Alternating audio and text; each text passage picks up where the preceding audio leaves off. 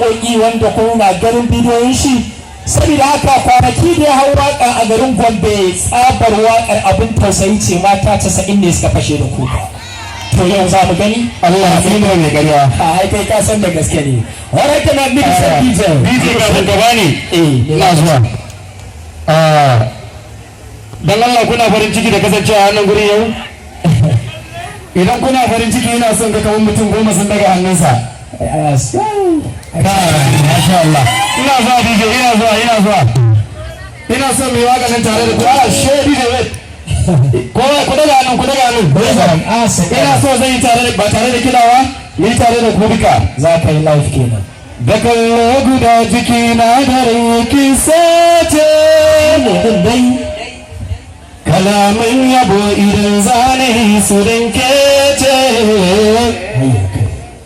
Ina jin yawan bugun zuciya ba sassauci. Ina san ki ko ina zan fada a san kece.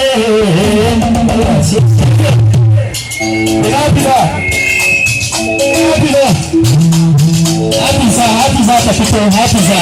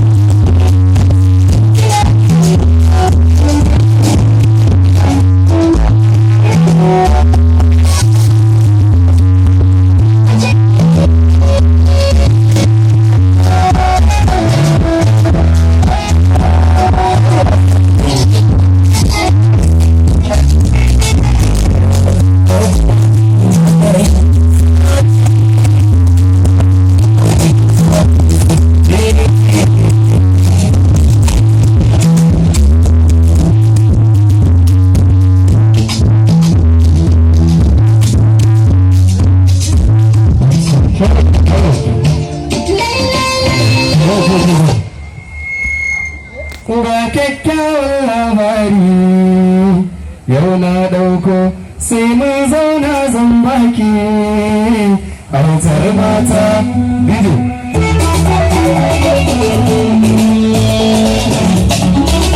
Ahmad Zalfa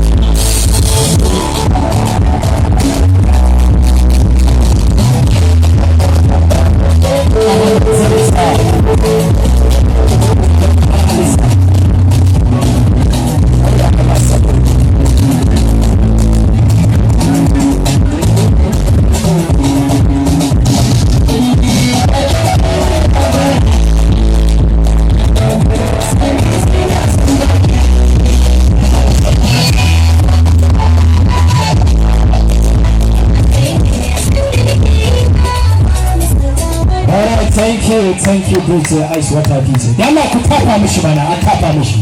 Abasari Kabafero. Ahmed Delta. Wala jama'a sake tafa mishi.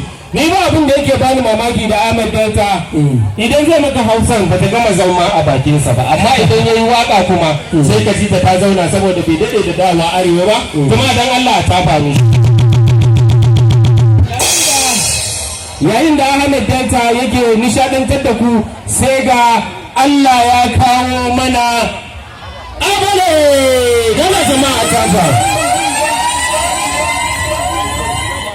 to bayan Abale kuma insha Allah muna tsammanin zuwan wani yaro Bahaushe Basakkwace wanda a cikin baƙaƙen mawaƙa da suke Afirka gabaki ɗaya, nahiyar Afirka gabaki ɗaya, shi kaɗai ne baki wanda yake da Billboard a America har a wuri guda biyu. Yana da shi a University of Georgia, yana da shi kuma a tsakiyar New York. Babu na Davido a wurin, babu na Wizkid a wurin, babu na duk wani kai har na Platinum Diamond babu nashi a wurin. Amma akwai na wannan yaron Bahaushe ne, dan Kannywood ne, mawakin ku ne, mawakin mu ne Basakkwace, kuma yau za ku gan shi a wannan gurin. Dama jama'a a sake tafa matakin yana America tatin ta biya mai kudin jirgi ta kama mishi hotel ya dawo domin ya zo ya nishadantar da ku kawai ya kuma koma. Da Allah ku sake tafa matakin insha Allah wa daidai wannan lokaci kafin mu gabatar da dan allo za mu gabatar muku da wani makiɗi wanda ya koyi kiɗa a hannun Ibrahim Danko. Ibrahim Danko kamar yadda kuka sani shine uban gidan Adam A Zango wanda ya koya mai kiɗa tun lokacin Adam Zango yana kiɗa. Ya zo ya koya wa Usaini Danko kiɗa.